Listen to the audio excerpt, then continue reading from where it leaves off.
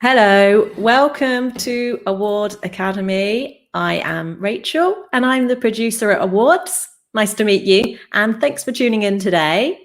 We're streaming live from Awards Academy, and that's our e-learning platform for digital creatives like yourselves. And we've got live talks, loads of courses and workshops. So loads of great learning and connecting opportunities for you. So while you're here, please subscribe to our YouTube channel so you can stay up to date with all the latest content that we're bringing you from digital designers from all over the world. So let's get on with it. Let's meet today's speaker. Hello, Max. Hi, Rachel. It's great to be here. Okay, so lovely to meet you, Max. Max Niblock is Freelance Digital Design Director. How are you doing, Max? I'm good. It's a sunny day in Amsterdam, and I'm excited to take everyone through this case study.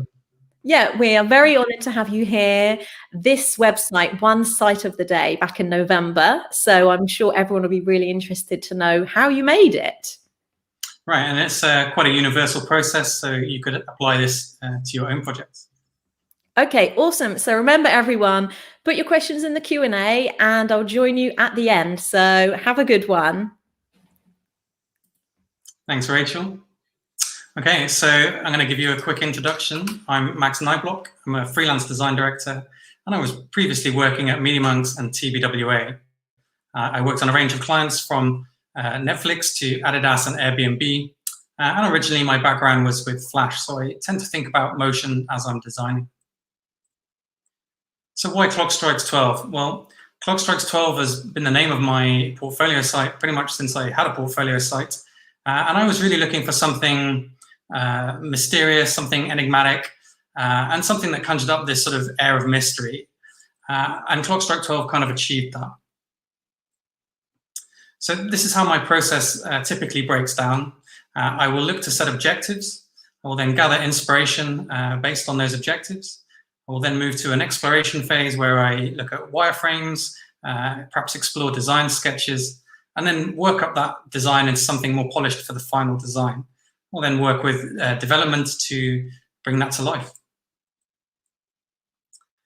So I think as designers, it's tempting just to dive into the design and really just try and figure it out as you go. The problem with that is that it's potentially pretty messy and it's time consuming. So what I always try and do is to find out what the objectives of the project are, and then you can really sort of inform your creative direction. So what did I want to achieve with this site? Well, there was a lot of talk around the death of Flash at the time. There was some great social posts around sites like Too Advanced and Tokyo Plastic. It made me think of my very first Flash version of Clock Strikes 12. And I wanted to come back a little bit to some of the experimentation I had with that site. I wanted the new version of the portfolio to be an experience in itself, as well as just showcasing my favorite projects. I also really wanted to play to the name Clock Strikes 12. Like I say, it's sort of it's quite atmospheric, and particularly with going freelance, I like the idea that it suggested the idea of something impactful potentially about to happen through collaboration. And I really wanted to set a theme based on that, and the theme was going to be Midnight Ink, and I really wanted to explore how Midnight Ink as a theme could flow through motion and use of color. Although I did really want to return to this early experimentation I had, I still felt like, okay, it's a portfolio, so it really does need to highlight the content as well. And I wanted to achieve that by using a minimalist aesthetic that wouldn't really clash with that project work. Lastly, it needed to be responsive so that whoever's looking at it and on what it was going to work and still look good and be a good experience to use. So having set those objectives, looking for inspiration became a lot easier because I already knew what I was looking to achieve. So with the minimalist aesthetic, Swiss design was a really obvious choice, and it's a style I've been obsessing over for a while. So I wanted to dive into that and see what I could use there. In terms of the Midnight Ink theme, I already had quite a good feeling for what I was going to do with the color. I knew I wanted these kind of nighttime hues of blue and purple. But what I really wanted to find references for, particularly for development, was how that movement of the ink might inform the motion in the website. Is there something I could apply there? And later on, an album cover by Joy Division, which I'm sure you'll have seen on t-shirts everywhere, formed the basis of an idea for one of the key elements that would kind of be the hook of the site, if you like. And before I kind of show you those things, I really want to talk a little bit about gathering resources and getting organized, because you can be getting inspiration from literally anything from digital channels like awards, like Instagram, like Dribbble, right the way through to books, exhibitions, films, and even Netflix series. So something I screenshot the other day was the end credits to The Queen's Gambit, which were a really cool kind of geometric chessboard kind of feel. But that means when you're coming to set up a new project, you're either going to, if you're going to start from scratch, or even if you're going to dive into this sort of range of formats and resources, it's going to be all over the place. So something I really recommend is saving things off as you go and saving them into a single resource, and then breaking that resource down into themes. So some examples of my themes might be minimalism, tech, or color block style. And by breaking them down like that, you just make that a lot more accessible. And it doesn't really matter too much how you structure that. It might be that you use a Figma document and you set a page for each theme. Maybe you're just going to create a folder structure on a hard drive. The point is that when you do create a new project, you can dive straight into one resource and find the content that might be relevant to that project. And that's just really going to help speed up your workflow and really allow you to maximize the time you have at the exploration and design stages. So Swiss design, if you're unfamiliar with this, it originated from the 50s. The key characteristic of the style is that it uses these asymmetric layouts underpinned by mathematical grid systems, which was new at the time. They also use typography as a key graphic element alongside abstract geometric shapes. And they create tension through the designs by balancing white space with dramatic variation in those font sizes and weights. And it creates a real flow to this work. You can see some mostly modern examples here. So on the left, there's a typeface presentation by Grau Design Agency. And the second from the end, you can see a cover by Hardel for the typographics Monatsblatter. If you're interested in diving into this style in more detail, there's actually a book on this journal, which was used to promote the style. It's catchily entitled 30 Years of Swiss Typographic Discourse in the Typographics Monatsblatter. So yeah, feel free to look that up, and there's loads of great stuff in there. Like I say, I already had quite a good idea in terms of where I wanted to go with the color for this ink theme. And the first place I started looking to get references more about the movement was YouTube. And I started Googling and looking for ink in water. And that brought up a load of really great clips that really showed this sort of fluidity, grace, and a kind of relaxed pace that would translate really well in terms of the motion on my site. And the key kind of WebGL element, this really was the main hook of the site. And when I was thinking about this, it was sort of based on the idea I was coming up with for the logo for the site. And I wanted that to be like an abstract clock face. And I knew I wanted to use this sort of geometric patterns in deference to Swiss design. And the word that kept popping into my head when I thought about the impact I wanted it to have when the clock struck 12 was seismic. And when I thought about this word seismic, this album cover by Joy Division for Unknown Pleasures just immediately came into mind. And I saw the potential of that because it was very enigmatic. When it was released, there was actually no text on the album cover, just the image, which is actually of pulsar data from space. And I took that, I simplified it, I put that kind of ink colors in there, and then played around with overlaying the images. And I think that really worked well and really helped bring that hook to life. So exploration, having established some ideas from that inspiration, I started to think about typefaces. Because it's Swiss, I knew I was going to be going with a sans serif, which are typically used in that style.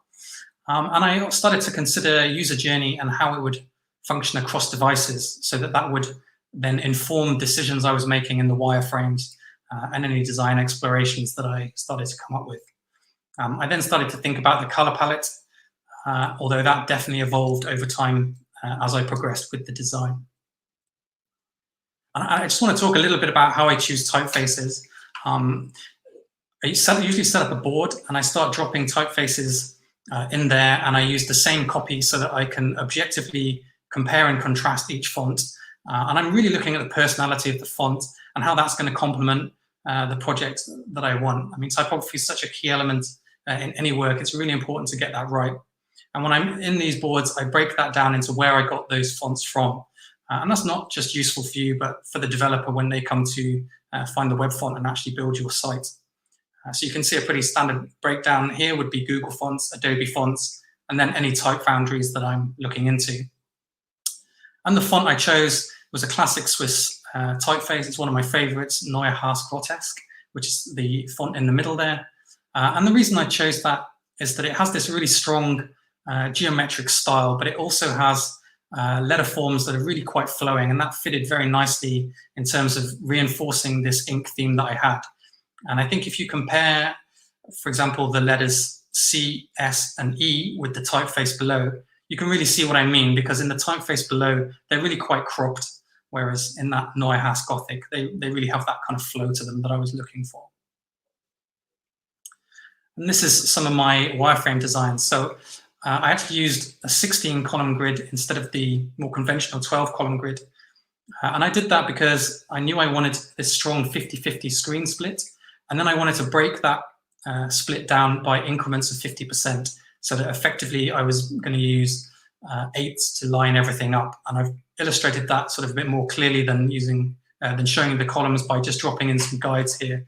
So you can see where that 50% break hit and where some of the elements in the project pages started to line up with those divides. And this is how it translated to mobile. So this was a much more conventional 2-column grid, again, with that very strong 50-50 split. And this is the final color palette. So this did evolve over style, and I'll talk a little bit about why that evolved when I talk about technical challenges later. But you can see it's pretty minimal. And I did that because I wanted most of the color here to be quite neutral, so it didn't conflict with anything in my portfolio. So you only really see the colors outside of those project pages, and then the dark gray and the light gray throughout those project pages. And I'm going to take you through the final design after I run through the development stage in a minute. So I'm just going to show you the mobile translations of that design, and you can see they were really pretty faithful to the wireframes. The desktop version, a little bit less so. That involved playing around more when I added the actual images. And I don't think you need to feel too constricted by your wireframes. The purpose is to create that structure, but things will inevitably change a little bit, and you shouldn't be afraid of that. So moving on to the last stage, which is development. And you know, if you're working with someone else, the ideas in your head might be super clear to you, but it might not be to them. So you should really be looking to brief them with as concise and clear a brief as you can, and just give them that information. And you can do that with prototypes, ideally with animation demos as well. And failing that, if you're not able to use things like Figma for prototyping or After Effects for animation, then at least provide references so that it's a talking point. Having said that, you really don't want to box the developer in, because something is going to happen when you start collaborating that you're not necessarily going to see, and you really want to see what they're going to bring to that collaboration. In terms of technical challenges, that's always going to happen when you really try to push the level of design you're doing and maybe try something new, which was really the case with the WebG element. And that was the kind of the tricky piece of this site for both design and development. So I just want to give a little bit of a tip in terms of how to deal with those problems when they come up, because I think it is very easy just to keep hammering away at it and just hope that eventually you find something that works. But it's probably going to be quite time consuming, and you might not even know how you got the end result that you achieved. So you won't even learn anything from that. My advice would be to take a step back, to really analyze what's happening, look at what's working, what's not working, and then why that's not working. And that will really help just give you clarity and make a kind of a more informed route out of that problem. So for example, with the wedge element in design, the problem that was pretty clear almost immediately was that the color really lost its impact in those thin lines. And a lot of the detail in the images was completely lost. You couldn't really see what was going on. So I had multiple problems to deal with there. And essentially a lot of it was based around contrast. So I looked to boost the saturation and the brightness of the blue and the purple ink colors, darken the dark gray of the background to maximize the contrast there and really bring out those colors. I then went into the individual preview images and used curves to make separate adjustments to key areas of those images to bring them out so that they were a lot more visible in that grid lines. I also used vivid light blend mode, which I've never used before because it normally gives horrible extremes of contrast. But for this, it was absolutely perfect, and it really helped resolve that situation. And by stepping back and looking at the problem and figuring that out, I was able to take steps to fix that. In terms of development, it was also a bit of a nightmare to implement. It's quite a difficult thing to pull off a real fluidity in something with those kind of rigid lines and to keep that image visible underneath. So I think the way that we overcame that was simply to sit together and do a couple of sessions where we really bounced ideas off each other. And again, we looked at what was working, what wasn't, and worked together towards fixing that and creating the solution. And that was super productive. I think we both really got a lot out of it in terms of understanding how each other were working. And something that Dion really did bring to this, just going back to not boxing your developer in, was that he really understood what I was trying to do with this project, and he really added a level of subtlety that really went beyond expectations in terms of the smoothness and the flow of the animation. He also suggested a different transition for when the project images come up. I originally wanted a sort of rippling ink effect to complement this ink theme, but he felt that was too much, and he just went with this left to right reveal that you'll see in a minute for each of those. And it really just gave it a sort of simplicity and an elegance that, you know, it was really great. So yeah, I can't recommend close collaboration enough. And I think as a final thought, before I show you the website, great projects come from great collaborations, and it's very easy to forget there's a human element there. Okay, so I'm now going to switch and show you the live website.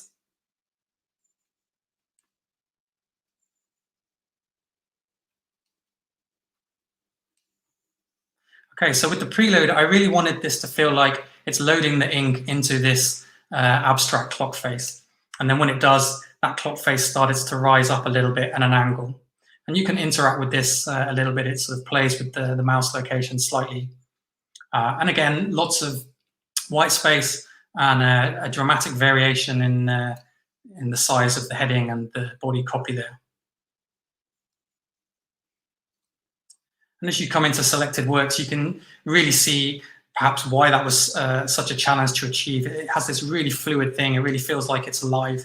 And that was really what I was going for with this. And again, you can interact with this, and it will move subtly in line with where your mouse is or your pen.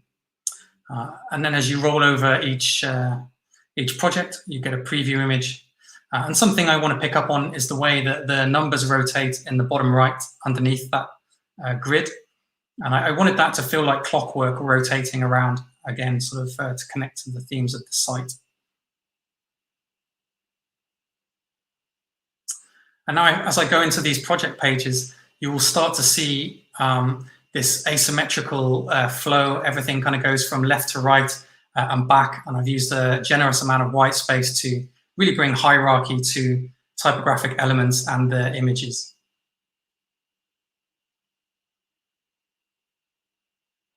And this was a concept project I did for Acne Studios. And you can see here what I meant about the reveal of those images coming in left to right. It's just very subtle, and I love it. And the idea behind this was to really improve the flow over their mobile version of their site. They don't actually have an app And I also looked to go back more to perhaps the ethos of the brand, which has this sort of retro geek chic and this sort of computer thing. And so all the icons were kind of maybe looking like a BBC computer, and that was the vibe throughout this site, or this concept.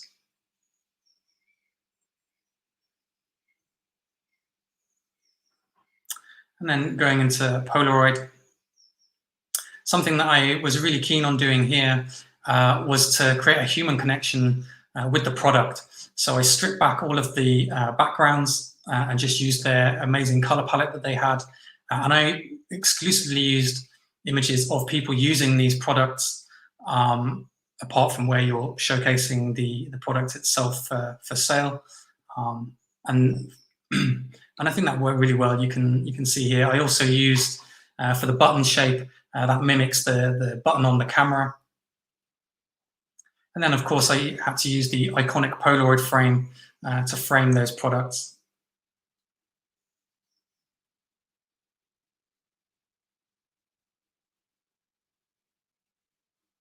And this was something they wanted to play around with for a sort of a concept for a Back to the Future camera. So I took the artwork from Back to the Future and I gave it a more colorful vibe, perhaps more in line with I think it was a musical or something, and then replaced the DeLorean with the camera.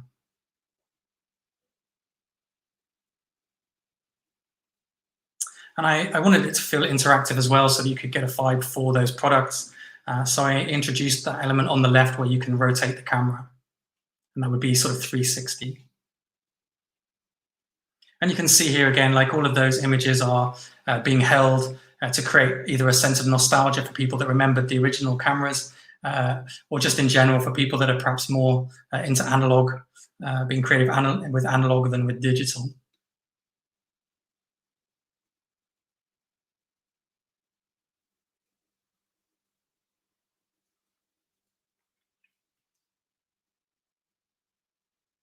This is one for Adidas. And this was a really great opportunity I had at TBWA to work in a lead role in terms of crafting the visual identity of the release of the new Predator football boots, which was really a big deal. So I got to craft this sort of handmade looking image of the footballer and add these sort of spikes and this mutation effect. And something I always try to do is to create themes. So the key USP of the boot is these spikes. So I wanted to use that as a device and a theme that I was going to use throughout. So if you look at everything, it has these sort of diamond shapes to it. The same here. And you can see this was a handcrafted typeface that I made in Illustrator. It's also worth noting, you'll see when I talked about the user journey and wanting people to be able to skim through or go to somewhere specific, if you're going down, it seems to be reversing. When you're going down, the navigation goes up, and if you scroll back down as if you're going to scroll back up as if you want to access that navigation, it just drops back down for you.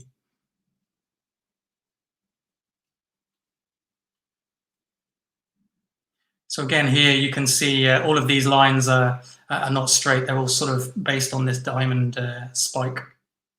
And I gave the same treatments to the other visual images throughout this app concept. And again, the spike is used for those percentages when you set up your training plan.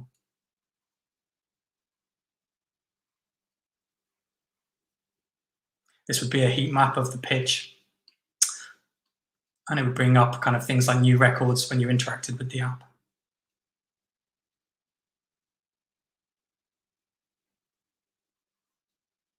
Okay, this one for Netflix was really cool to start thinking about as the third in the Narcos series. There was, a potential concern that without Pablo it was going to be less interesting. So really looked to bring in key facts about the new cartel, and that were based on those things that make up that logo. So the narcotics, the homicide, and the money they were making. And so this would have started with video with Pablo really heaving in the foreground, and then it would have sort of rotated around so he becomes haloed in the background, as the Cali cartel guy comes in with a wreath of smoke blowing off that cigar.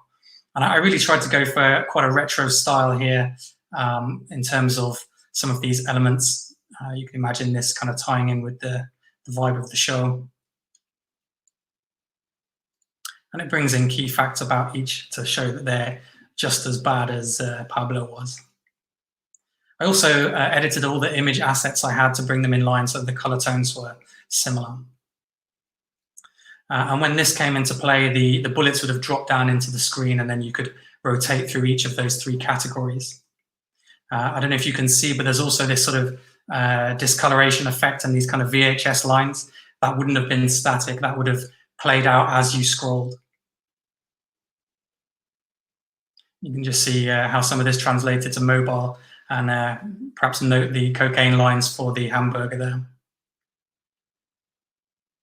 I really wanted to do an interactive element for this timeline.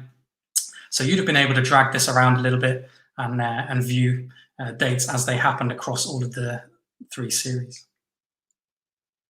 This would have been the menu page for the mobile. And then at the end of the site, the Netflix ribbon would have animated in, and then that kind of cocaine blast would have come across from the left and exploded out across the end.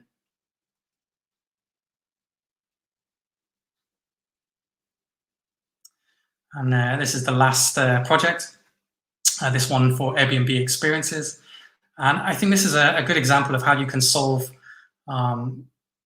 problems with design. So I think potential concern for people using this site would have been that the experiences weren't set up by Airbnb. They're by users of the site creating something, and you can share those with people using Airbnb experiences. So to try and instill this sense of trust, I used this kind of color block style, and I used very strong horizontal and vertical lines that intersect to give a feeling of stability, of strength, and of trust. And then just so that wasn't sort of too in your face, I broke that up with these sort of slightly playful overlapping elements here.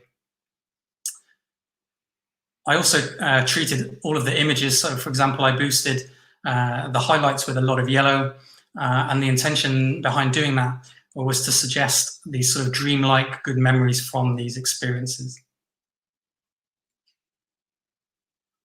I think this was probably my favorite screen here, and you can really see the color block style working well there.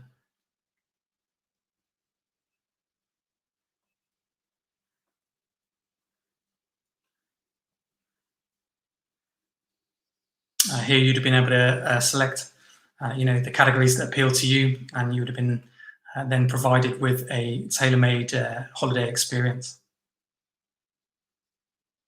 And you can see those last bits there translating to mobile. So yeah, just to recap on that, I think you can probably see there how I used white space and how I used these asymmetric layouts from the sort of Swiss design inspiration to really create a hierarchy and direct your view as you progress through these pages.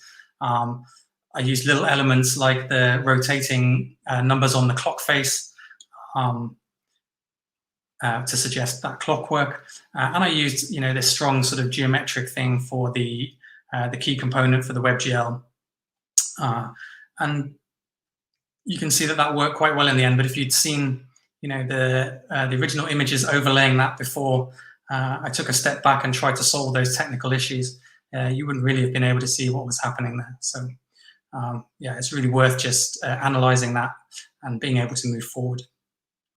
So I think at that point, it'd be great to dive into Q&A back in with Rachel, and feel free to fire over your questions.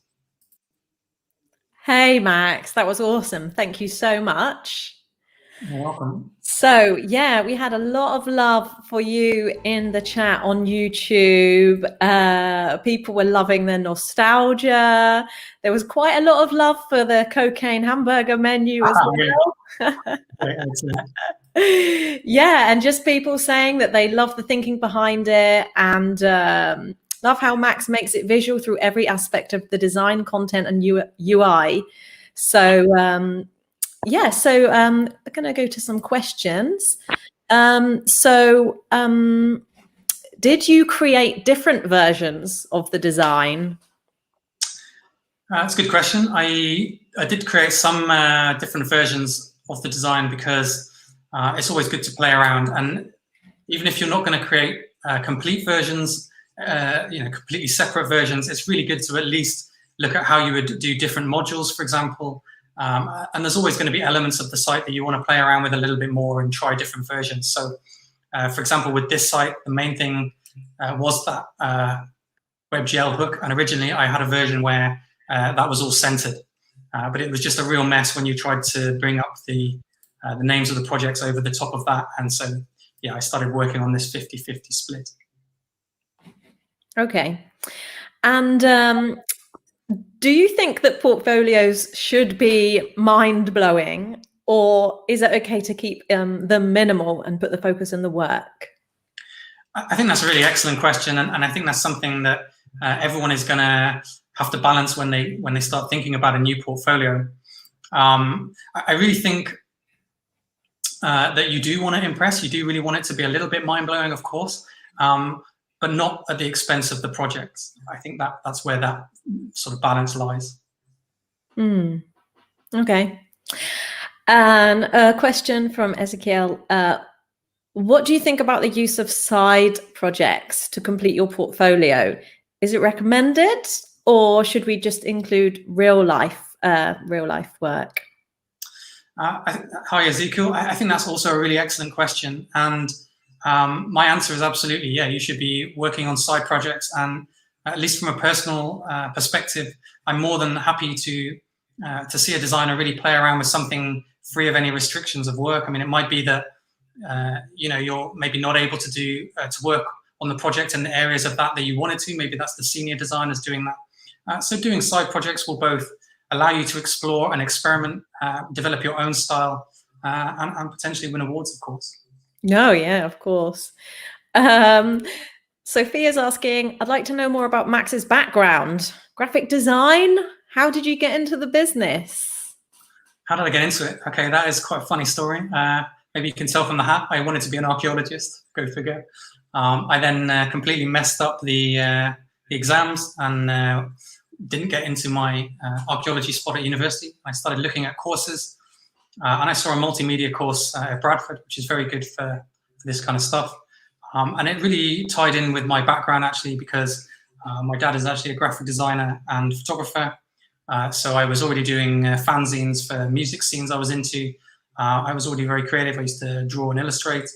And this was sort of a bit of a light bulb moment when I saw this course in their prospectus. I was like, okay, yeah, brilliant, this is it. And it was a really great course because there was a real range of stuff, from a bit of 3D, a bit of pure graphic design, a bit of web design. So yeah, I would definitely recommend that course. I think the name of it's changed now, but back then it was also catchily entitled Electronic Imaging and Media Communication. Oh, how quaint. It's probably changed name now. Okay, awesome. Yeah, it's always good to hear about people's different ways they entered into the job they're doing now. Okay, we've got a question from Chris. Hey, Max. Chris Minette. Maybe you know him. He says, hey, Max, long time. Loving the progression and process. A fluid design dev relationship is key. Did you clash on ambitions and compromise on certain aspects? Well, firstly, Chris, it's great to have you here. It's been a while. And yeah, I think there definitely were clashes in terms of poor Dion. I can be quite demanding, and I think there were times when he really just wanted to put the brakes on it a little bit and say, look, maybe this is enough. But I was determined to sort of to get that working. And I think as long as you're good with people, there's no need for that to become a conflict. So if you're reasonable and you say, yeah, okay, I get that, but can we really just try this? And then last one, promise. And and then you end up laughing about it and smiling, and you get something you're both really happy with. So. Okay, a question from Paul. Are the geometric shapes and overlay images separate layers? What are the liquid distortion libraries you would suggest? Ooh, okay, the images are definitely separate layers on top of that geometric abstract clock face. I know that Dion also used vivid light blending mode in the build.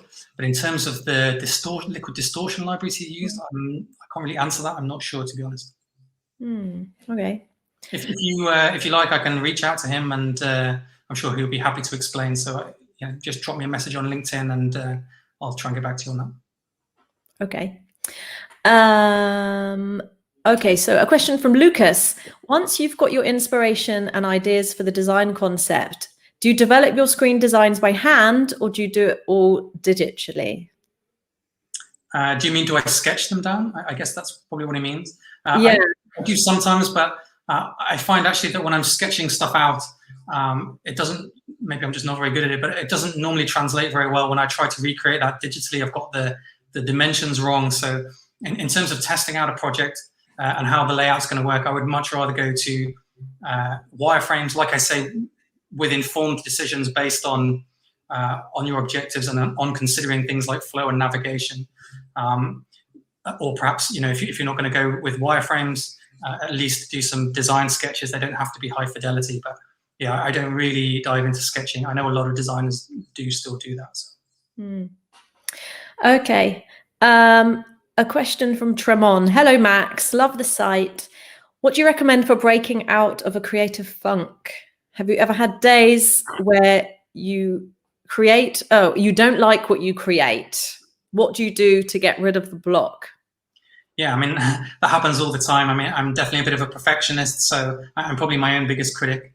And I think that's a great question, Tremon. And I think the best thing you can do is to take a step back from it, again, in the same way as when you have technical challenges, because if you're already getting a little bit sort of down on what you're doing and feeling like it's not working, then just sort of hammering at it is probably just going to make the situation worse. You're just going to stress yourself out. So I would take a step back and then come back to it and try and analyze what's not working about it, and perhaps even go back to your inspiration. So you think, well, this isn't working. Why not? Maybe I need another reference. There's absolutely nothing wrong in using other people's designs. I mean, don't rip them off, but it's perfectly fine to get inspiration from one thing and combine that with inspiration from another, because the end result is always going to feel original. So that would be my advice there.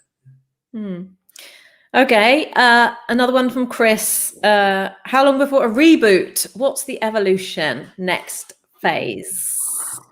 Yeah, I mean, it was such a labor of love, this, that I'm not sure I'd be in a huge hurry to dive into a reboot anytime soon. I know a lot of designers do it every year. I'm not sure. I think maybe every 2 years would be good. I really want to get the most out of this site, and I really love what we achieved with it. So yeah, I'm not in a big hurry to reboot anytime soon. Okay. Yeah, you put so much work into something, you can just sort of like enjoy it and let people discover it, because one site of the day in November, and we've only just got round to doing the case study now. So yeah, I think that you can let us enjoy it for a while. You don't have to rush into updating that yet. Okay, we've got a question asking, which designers inspire you? Okay, I think in a general sense, being surrounded by such talented people at Media Monks was really good for me. I definitely felt like they made me want to push the level I was at. I'm talking about designers like Lionel Duramel, like Arta Diaz, Keiguan Litu, all great. Outside of that, I really like the works by Bastien Allard, by Anthony Goodwin. They're both exceptional designers. I touched on Hardal a little bit earlier. He's more graphic design and typography than web design, and again, hugely influenced by Swiss design, I would say. But he's definitely a big influence. And I just want to give a shout out to Nahel Musi, Sophia Papadopoulou, and Juan Mora, who all did like amazing portfolios. And I love the experience of those. Okay, nice. We've got a question from Sadie. Do you think about interactions first before designing, or do you start designing and once you have the wireframe, you select where you will animate? I think possibly because of my Flash background, which really was a split between design and animation, I'm always thinking about motion right from the beginning. So yeah, sort of at least in parallel with the designs for sure. And again, I think that really helps inform your design decisions if you're thinking about everything in tandem. They're so connected. Okay. And let me see, got another question here from Tremon. How long did it take to create the Clock Strikes 12 design, including research and everything? Hi, Tremon.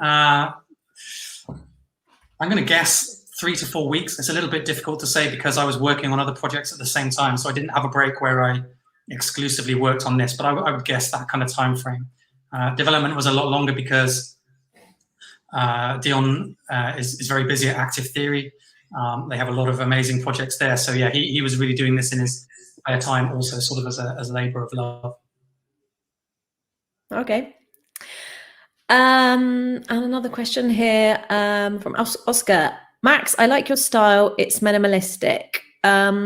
So he's asking, when a style is minimal or when it's too simple, what is the fine line?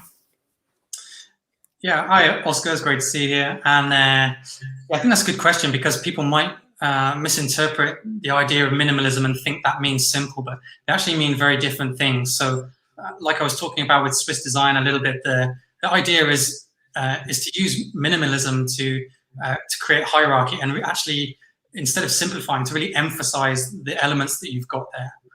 So I think that's the difference. You know, you're really using that dramatic variation in typographic sizes, using those geometric shapes and a repetitive use of color, but it's all with the aim of getting that message across. And it sounds simple, but it's not. I think that's the difference. It's pretty hard to make something simple look good. Yes, definitely. Okay, question from Zulfikiye. In the development phase, how do you present your animation ideas? Are these ideas presented via AE? Hi, Zulfikiye. I hope I pronounced your name right. So normally, I think it's great to try and do animation demos in After Effects. It's definitely the best option. I didn't because I didn't even know where to begin with trying to animate this WebGL idea. I hadn't seen it before, which was sort of the beauty of it, but it did mean it was very challenging. And so the best I could really do in terms of giving Dion references for that was to brief him with links to YouTube videos, for example, where you could see that kind of fluid grace in the motion of the ink in water, and by just really talking it through so that he really got a really clear idea of what I was looking to accomplish, and he could run with that then. Would that have been face-to-face, or would that have been all? Yeah, we did do that face-to-face. Not every time. I think we met up. We had some initial conversations before meeting face-to-face just to see if this was going to be a potential match. And when we felt like it was going to be really great working together, we met up in person. And then largely we did work remotely. He's actually in Utrecht, in a different city.